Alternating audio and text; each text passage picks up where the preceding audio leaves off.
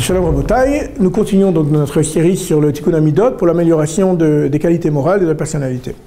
Alors, je te raconter une histoire qui est dans le Gan Eden. Dans le Gan Eden, eh bien, le Rambam raconte que Adam et Ève, avant de manger de l'arbre de connaissance du bien et du mal, eh bien, les seules connaissances qu'ils avaient, c'était la connaissance du vrai et du faux. Et après avoir mangé le fruit de l'arbre interdit, eh bien, ils vont avoir de nouvelles connaissances qui sont les connaissances du bien et du mal. Bon, c'est une histoire, c'est un peu compliqué. On va essayer d'expliquer certaines choses. Donc, qui est-ce qui a convaincu Ève de manger donc, de cet arbre interdit? Eh bien, c'est le serpent. J'aimerais expliquer un petit peu c'est quoi ce serpent.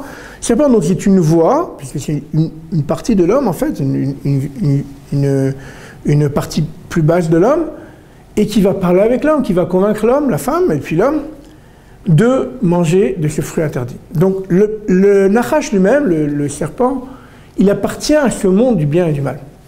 Il appartient lui-même à ce monde-là, et il vient parler à l'homme. Il vient parler à l'homme, il parle à la femme, jusqu'à qu'il va réussir à le convaincre.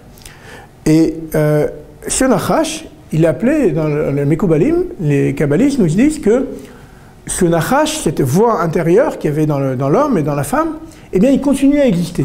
Et on a toujours en nous, eh bien, cette voix intérieure qui vient parler pendant qu'on écoute, qui vient parler pendant qu'on parle. Et je voudrais vous expliquer la manière dont elle parle. Alors, on a dit d'où vient le Nachash, d'où vient le serpent.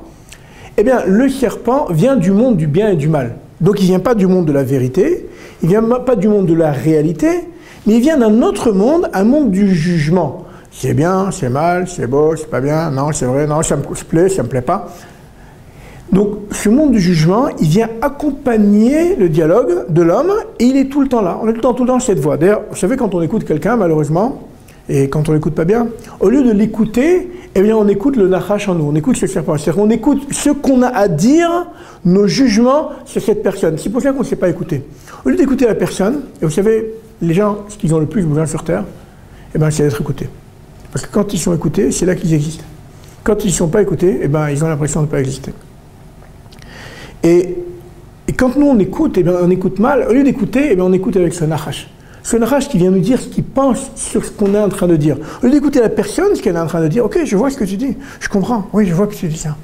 Eh bien non, on écoute ce qu'on a à dire. Oh non, c'est pas vrai, non.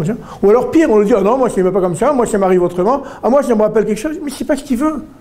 Il veut juste qu'on l'écoute. Et si vous ne l'écoutez pas, eh bien, il n'est pas important, il n'existe pas.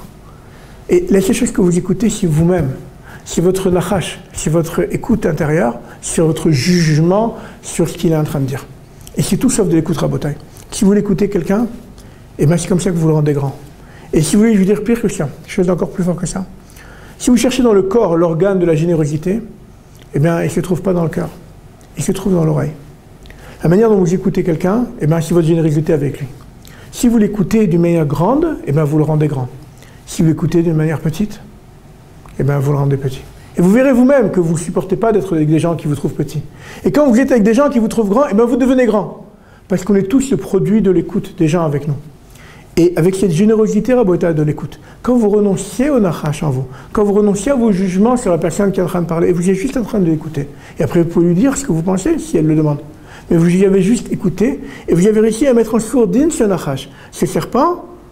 Eh bien, vous avez fait un très grand chesed avec cette personne, une très grande bonté avec cette personne, car vous lui avez donné la possibilité d'être ce qu'il est, sans que vous rajoutiez ce monde du bien et du mal sur ce qu'il est. Et tout d'un coup, il commence à exister, à être lui-même. Et c'est le rendre grand, l'écouter, en ayant renoncé à cette voix intérieure, en se Nachash en nous. Et c'est ce que je vous invite tous à faire ce nouveau type d'écoute, l'écoute sans le Nachash.